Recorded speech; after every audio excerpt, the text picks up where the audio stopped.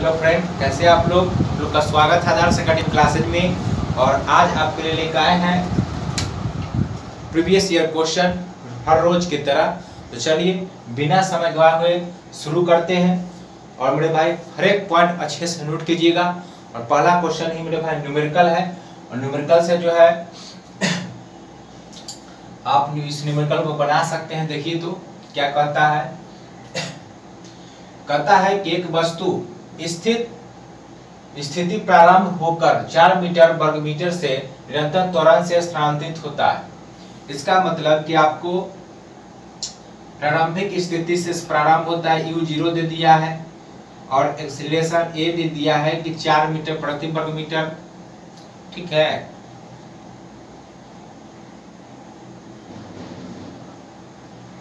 वर्ग मीटर दे दिया है। उसके बाद t दिया है, कहता है कि 8 सेकेंड में के बाद गति निकालना है, यानी 8 सेकेंड दे दिया है। और गति है यानी v पूछ रहा है मेरे भाई, तो क्या हो जाएगा फॉर्मूला v बराबर हो जाएगा u प्लस at। पिछले क्वेश्चन में, पिछले जो क्लास था, टेस्ट था, उसमें एक क्वेश्चन भी था, गति का पहला समीकरण में v बराबर u प्लस at। तो वहाँ जो है क्वेश्चन जो सेट करने के लिए हम दिए थे, उसमें ऑप्शन जो है वो ठीक से सेट नहीं किया था लड़का।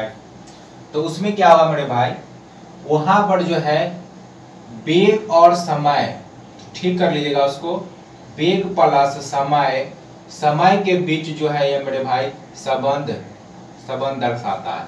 क्वेश्चन था न्यूटन के प्रथम गति किसके बीच संबंध दर्शाता है। तो आंसर हो जाएगा मेरे भाई वेग और समय, v वेग और t समय, किसके बीच, वेग और समय के बीच होगा उसका आंसर। तो उसके आप ठीक कर लीजिएगा। और जो भाई भी कमेंट किए हैं उसके लिए बहुत बहुत शुक्रिया। आप लोगों से रिक्वेस्ट है कि किसी भी क्वेश्चन पर मेरे भाई डाउट है तो उसके लिए जो है कमेंट जरूर कीजिए। कमेंट में लिखिए कि हाँ यह दिक्कत है, तो हम कोशिश करेंगे कि अगले क्लास में उसे दूर किया जाए।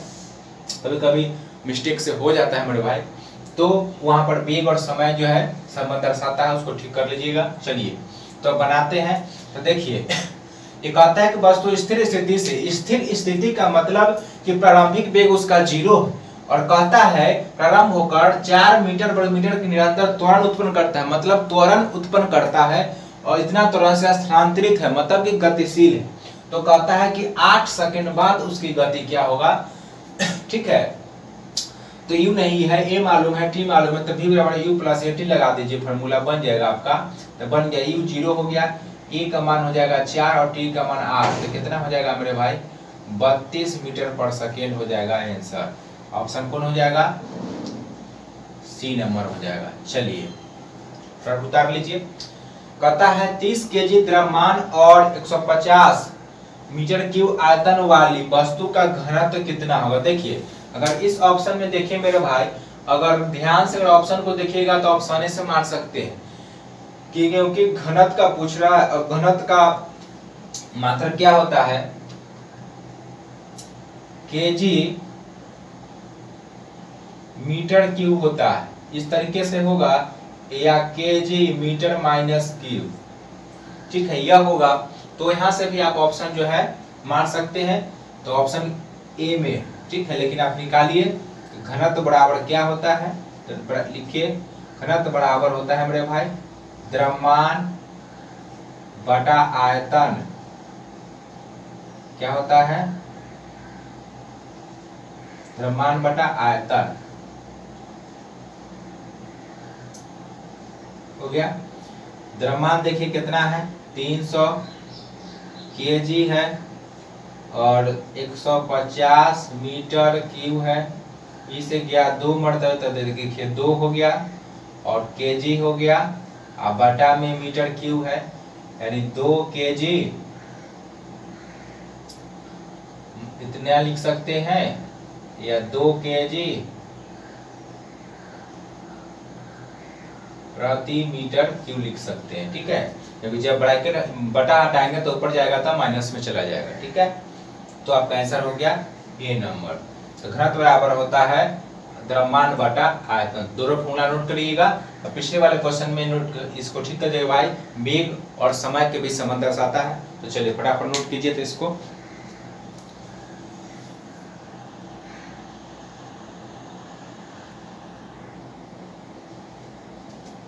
देखिए मेरे भाई क्या कहता है कि बर्फ के बुरादे में पैक क्यों किया जाता है, बर्फ को बुरादे में क्यों पैक किया जाता है। तो देखिए देखते होंगे कि बर्फ का सिल्ली जो है फ्रिज वगैरह जो भी रखे हुए हैं, चाहे काम के लिए मछली वगैरह रखने के लिए ले जाता है, तो उसमें देखिएगा कि लकड़ी का बुरादा उसमें भर दिया जाता है। लकड़ी का बुरादा इसलिए भरा जाता है कि उष्मा का क्या होता है, कुचालक होता है, मतलब उष्मा अवशोषित नहीं करता है। जब उष्मा कुचालक होगा तो उष्मा क्या करेगा, अवशोषित नहीं करेगा, और उष्मा जब अवशोषित नहीं करेगा तो बर्फ को उष्मा मिलेगा नहीं। इसके कारण क्या होता है कि बर्फ जो है जल्दी नहीं पिघलता है, तो उष्मा का कुचालक होता है और बर्फ को पिघलने से बचाता है, इसलिए उसका प्रयोग जो है लकड़ी के बुरादे का प्रयोग किया जाता है। तब आंसर क्या हो जाएगा, क्योंकि बुरादा जो है लकड़ी का क्या होता है मेरे भाई, उष्मा का सुचालक नहीं, उष्मा का क्या होता है, कुचालक होता है। उष्मा का क्या होता है, कुचालक होता है। आपका आंसर हो जाएगा बी नंबर, सुचालक नहीं होगा, क्या होगा, कुचालक हो जाएगा। ठीक है, चलिए चौथा क्वेश्चन देखिए। चौथा क्वेश्चन का देखिए, ब्रेक लगाते समय बस में खड़ी आती, देखिए अगर कोई वस्तु मेरे भाई गति में है तो गति में ही रहना चाहता है, अगर विराम अवस्था में है तो विराम अवस्था में ही रहना चाहता है। न्यूटन का गति का पहला नियम कहता है कि मान लीजिए कि बस जो है खड़ी है, मान लीजिए कि बस खड़ी है, अब इसमें कोई व्यक्ति जो है खड़ा, तो देखिए व्यक्ति भी खड़ा है और बस भी खड़ा। जब यह अचानक गति में होगा तो व्यक्ति क्या होगा, वह चाहेगा कि हम जिस अवस्था में थे उसी अवस्था में बनाए रखें, मतलब कि वेग इसको इधर खींचेगा और ये कहेगा कि नहीं हम स्थिर अवस्था में रहेंगे, इधर खींचेगा तो बस व्यक्ति जो है वह पीछे की ओर क्या होता है, झुक जाता है। या तो न्यूटन गति का यह पहला नियम, न्यूटन गति का कौन सा नियम हो जाएगा, पहला नियम हो जाएगा, या हो जाएगा मेरे भाई क्या, विश्राम जड़त्व, क्योंकि विश्राम के कारण जो है उसमें जड़ता आई है, तो यह विश्राम जड़त्व के कारण हो जाएगा। जब कोई वस्तु बस कोई चल रही होती है और उसमें कोई व्यक्ति जो है बैठा हुआ है, तो देखिए चल रहा है बस, बस चल रहा है, वस्तु उसमें और उसमें एक व्यक्ति बैठा हुआ है, तो व्यक्ति बैठा हुआ है, उसका डांड से ऊपरी सिरा जो होता है सीट पर, वो गतिशील अवस्था में रहता है, वो गतिशील अवस्था में ही रहना चाहता है। तो जब बस अचानक ब्रेक मारता है तो वो क्या करता है, गति में रहना ही चाहता है, और अचानक बस क्या ब्रेक मार दिया तो गति में ही रहना चाहेगा, तो आगे की ओर क्या होता है, झुक जाता है, तो वह हो जाएगा गति जड़त्व के कारण, और यह हो जाएगा विश्राम जड़त्व के कारण। और न्यूटन के पूछिए किस नियम, तो पहला नियम के अनुसार। आंसर हो गया आपका ए नंबर। चलिए 5 में कहता है किसमें ध्वनि का वेग अधिक होता है। देखिए वायु में मालूम है आपको 332 मीटर पर सेकंड, लोहा में 5130 होता है। उसके बाद देखिए यहाँ कंसेप्चुअल क्वेश्चन पूछा है, आप यहाँ पर जो है घनत्व क्या जात से मार सकते हैं। अधिकतर लड़का इसमें जो है लोहा मार कर निकल जाएगा, लेकिन नहीं मेरे भाई, लोहा सबसे अधिक देखा जाए तो इसमें सबसे अधिक घनत्व जो है ग्रेनाइट का हो। देखते होंगे घर में जो भी पत्थर वगैरह जो लाते हैं, टाइल्स वगैरह, देखिएगा छोटा होता है लेकिन काफी भारी होता है मेरे भाई, तो यहाँ पर ग्रेनाइट का घनत्व जो है सबसे ज्यादा होता है। और ध्वनि जो है जिसमें घनत्व अधिक होता है उसमें अधिक तेजी से जो है गति करता है, उसका चाल अधिक होता है, तो आपका आंसर हो जाएगा क्या, ग्रेनाइट हो जाएगा। तो कहता है कि किसमें ध्वनि का वेग अधिकतम होगा मेरे भाई, तो आंसर हो जाएगा आपका क्या, ग्रेनाइट में होगा। ठीक है, जब मान का दो का नहीं याद रहे तो घनत्व को ध्यान से रखिएगा, जिसका घनत्व अधिक होगा उसमें ध्वनि का वेग अधिक हो जाएगा। तो चलिए हाल नोट कर लीजिए।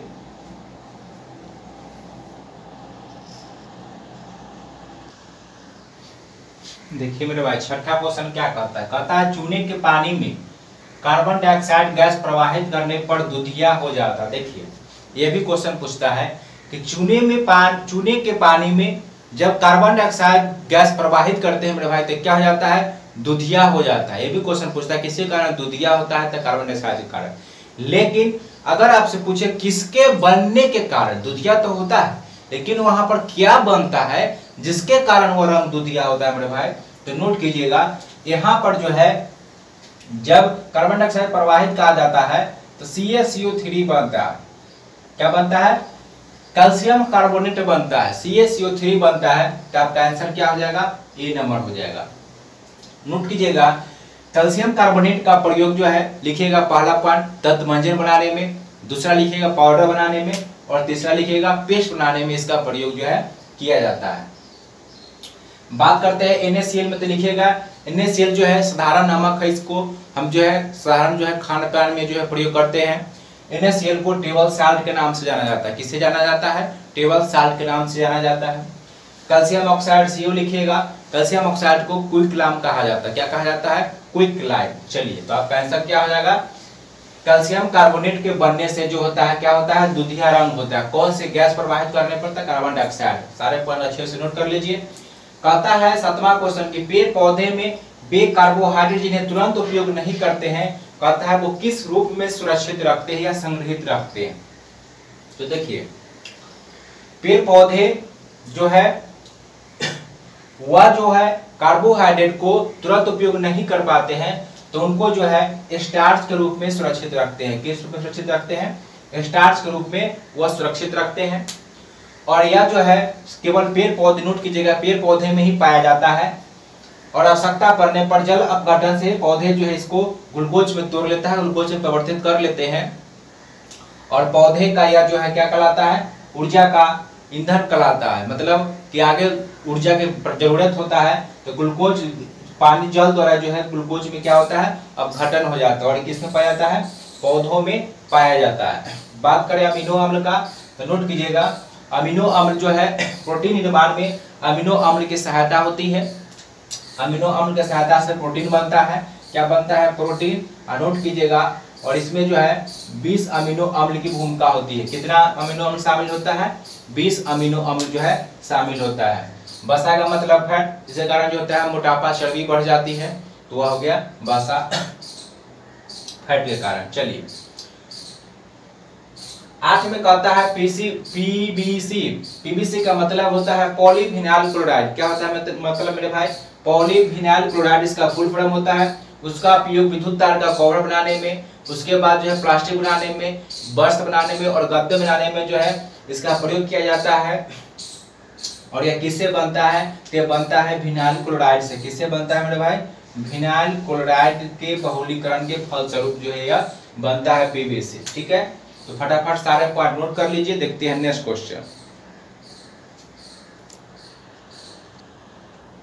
चलिए देखिए मेरे भाई क्या कहता है, कहता नौवां क्वेश्चन C12H22 को किस रूप में जाना जाता है। देखिए C12H22 जो है मेरे भाई, यह समान रूप में इसे चीनी के रूप में जाना जाता है। क्या किस रूप में जाना जाता है, चीनी रूप में।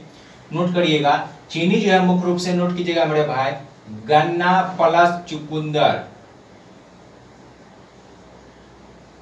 नोट कीजिएगा, C12H22 को चीनी, समान चीनी के रूप में जाना जाता है मेरे भाई। चीनी जो है गन्ना और चुकंदर से बनाया जाता है। और बात करें चीनी, तो यह जो है वह सामान्य चीनी है। कैसा चीनी है मेरे भाई, सामान्य चीनी है। और सामान्य चीनी जो होता है वो किसके अंतर्गत आता है, नोट कीजिएगा, मोनोसेक्राइड के अंतर्गत आता है। किसके अंतर्गत आता है, मोनोसेक्राइड के अंतर्गत आता है, तो आपका हो जाएगा चीनी। लेकिन जो जटिल शुगर होते हैं, नोट कीजिएगा, वह डाइसेक्राइड के अंतर्गत आता है। लेकिन अगर आपसे पूछे कि जटिल शुगर किसके अंतर्गत आता है, तो क्या हो जाएगा, डाइसेक्राइड। और यह जो चीनी है C12H22 चीनी, यह चुकंदर से बनता है और गन्ना से बनता है। यह समान चीनी के प्रकार में आता है। और यह जो होता है क्या होता है मेरे भाई। चलिए तो सारे पॉइंट हो गए। तो जो जटिल होगा वो किस में आएगा, डाइसेक्राइड में, और ये आता है मोनोसेक्राइड। चलिए सारे पॉइंट नोट कर लीजिए। कहता है किसके दूध में सर्वाधिक लैक्टोज पाया जाता है। देखिए यहाँ पर लैक्टोज पूछा, अगर वसा पूछता तो सबसे अधिक वसा जो है वो किसमें हो जाएगा मेरे भाई, रेंडियर के दूध में सबसे ज्यादा वसा पाया जाता है। लेकिन बात कर रहा है किसका मेरे भाई, लैक्टोज का। तो लैक्टोज सबसे जो ज्यादा पाया जाता है वह स्त्री एक माह के दूध में जो है लैक्टोज की मात्रा सर्वाधिक पाया जाता है। लैक्टोज जो है एक कार्बोहाइड्रेट होता है जो उसमें थोड़ा सा मिठास होती है। और माँ में जो है अपने बच्चे को दूध पिलाने के लिए इसमें जो है स्तन ग्रंथियां होती है। नोट कीजिएगा, स्तन ग्रंथियां जो स्त्री में होती है, माँ में, वह श्वेत ग्रंथियां जो होती है उसी का प्रवर्तित रूप क्या होता है, स्तन ग्रंथि होता है। अगर आपसे पूछ ले की स्थिति में जो स्तन ग्रंथि होता है वो किसका रूपांतरण होता है, तो नोट कीजिएगा श्वेत ग्रंथि का रूपांतरण होता है। तो आंसर क्या हो जाएगा मेरे भाई, स्त्री हो जाएगा। चलिए भाषा पूछिएगा तो रेंडियर का दूध में कहता है ग्लाइकोलाइसिस का अंतिम उत्पाद देखिए, जब भी ऑक्सीकरण श्वसन की क्रिया होती है तो दो तरह से होती है, एक तो ग्लाइकोलाइसिस होता है, दूसरा मैक्रो और एक होता है क्रेब्स चक्र, ठीक है, यानी मैक्रोकंडिया। तो ग्लाइकोलाइसिस जो प्रक्रिया होती है इसमें अंतिम जो उत्पाद होता है मेरे भाई, वो अंतिम उत्पाद जो क्या होता है, पायरुविक एसिड होता है। क्या होता है अंतिम उत्पाद, पायरुविक एसिड होता है। तो अगर पूछे कि ग्लाइकोलाइसिस का अंतिम उत्पाद क्या हुआ तो आंसर हो जाएगा आपका पायरुविक एसिड हो जाएगा। बात करते हैं मौलिक अम्ल का तो सेल में पाया जाता है। ऑक्जेलिक अम्ल में बताए थे पिछले क्लास में भी कि कपड़ों जो वस्त्र है उसमें से जंग का जो धब्बा वाला लग जाता है उसे साफ करने में जो है उसका प्रयोग किया जाता है। चलिए तो सारे पॉइंट को अच्छे से नोट कर लीजिए और चलिए देखते हैं नेक्स्ट क्वेश्चन।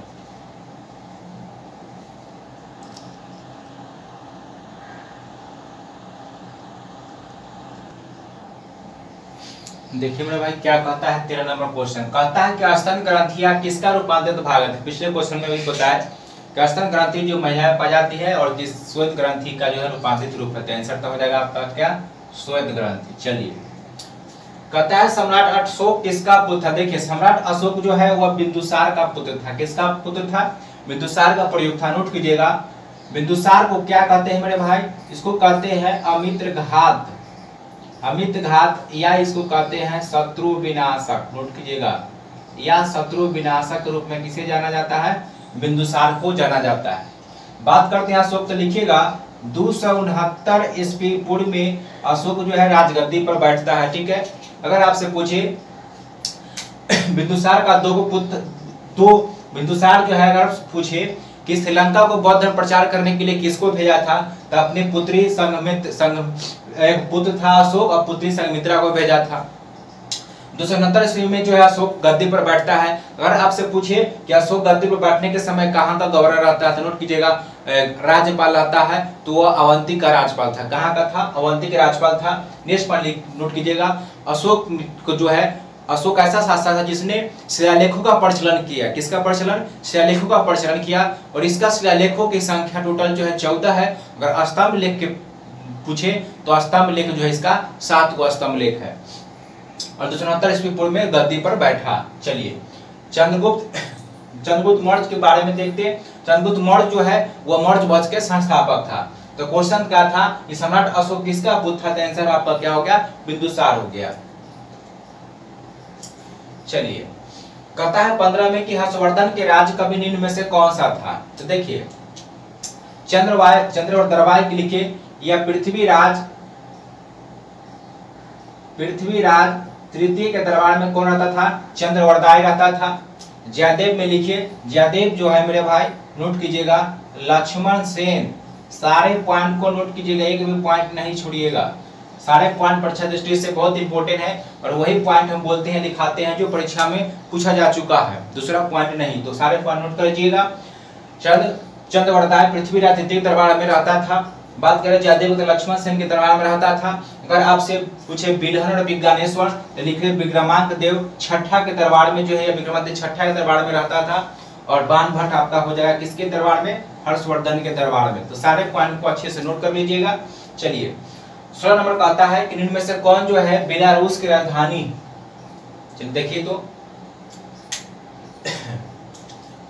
बात करते हैं ब्रुसेल्स का। तो बेल्जियम की राजधानी किसकी राजधानी है, बेल्जियम की राजधानी है, ठीक है। बाकू की राजधानी किसका राजधानी है, तो लिखिएगा अजरबैजान। अजरबैजान की राजधानी कहाँ है, बाकू है। और बेलारूस की राजधानी क्या है, मिन्स्क। बेलारूस की राजधानी कहाँ है, मिन्स्क है, ठीक है। तो सारे पॉइंट को नोट कर लीजिए। अजरबैजान की राजधानी कहाँ है, बाकू। सारे पॉइंट को नोट कर लीजिए। देखते हैं नेक्स्ट क्वेश्चन।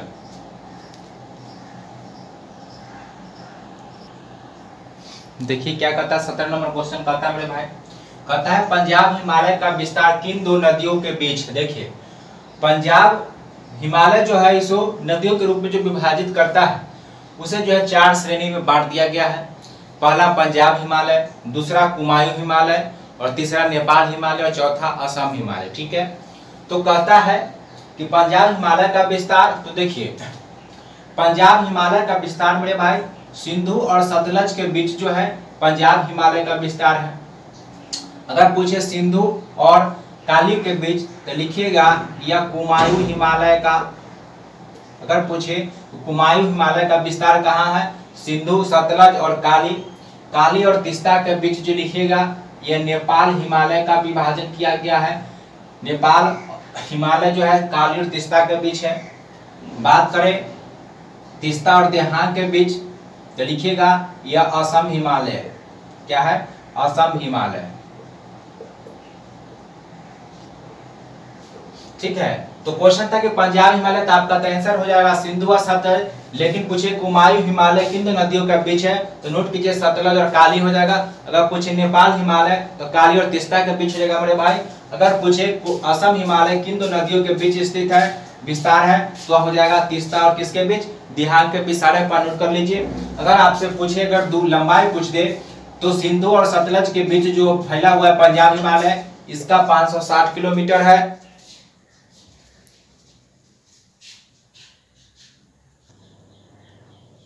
चलिए मेरे भाई, लाइन कट गई थी। चलिए तो देखिए क्या बता रहे थे, सारे कौन है कहां बता रहे, लंबाई बता रहे थे। देखिए अगर आपसे पूछ ले सिंधु और सतलज की अगर लंबाई पूछ ले तो 560 किलोमीटर है। अगर पूछे कुमायूं हिमालय का तो नोट कीजिएगा यह 320 किलोमीटर तक फैला हुआ है और यह 560 किलोमीटर तक फैला हुआ है।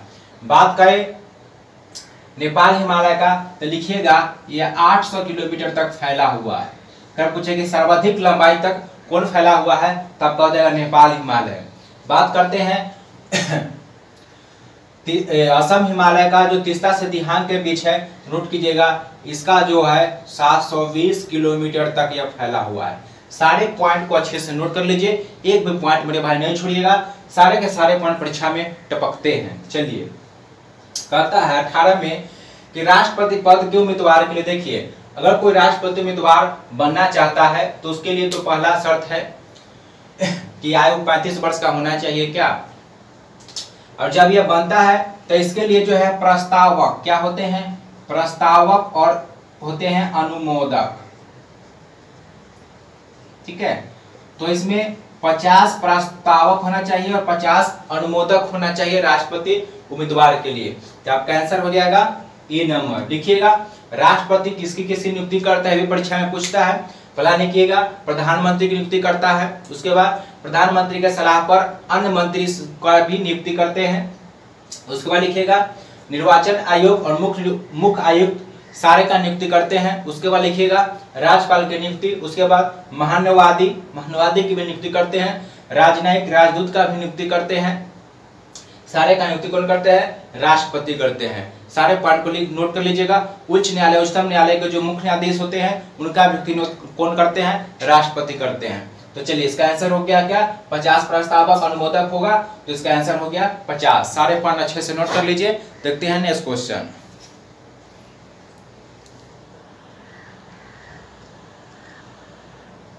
चलिए देखते हैं 19वां क्वेश्चन क्या कहता है मेरे भाई। कहता है डी जोन्स कहाँ का स्टॉक एक्सचेंज है। तो देखिए कहाँ का है, बनाइए। तो बात करते हैं अमेरिका का, तो लिखिएगा अमेरिका का है नास्डैक। नास्डैक कहाँ का है, अमेरिका का है। बात करें लंदन का, तो लंदन का है फिटसे 100। क्या है, फिटसे 100 कहाँ का है, लंदन का है। बात करें टोक्यो का, तो आंसर क्या हो जाएगा आपका डी जोन्स कहाँ का है एक्सचेंज, तो कहाँ का है, न्यूयॉर्क का है। अगर आपसे पूछ ले यूएसए का क्या है, तो नास्डैक है। टोक्यो का क्या है, निक्की। इसका क्या है, निक्की। निक्की कहाँ का है, टोक्यो का। अमेरिका का क्या है, नास्डैक है। और लंदन का क्या है, फिटसे 100। लंदन का क्या है, फिटसे 100। तो सारे पॉइंट को अच्छे से जो है मेरे भाई नोट कर लीजिएगा।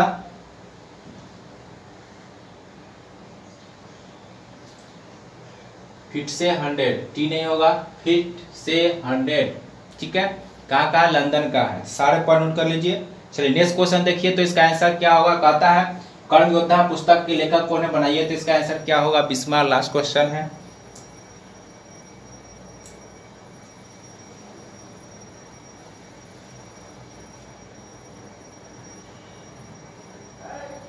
चलिए बना लिया आप लोग।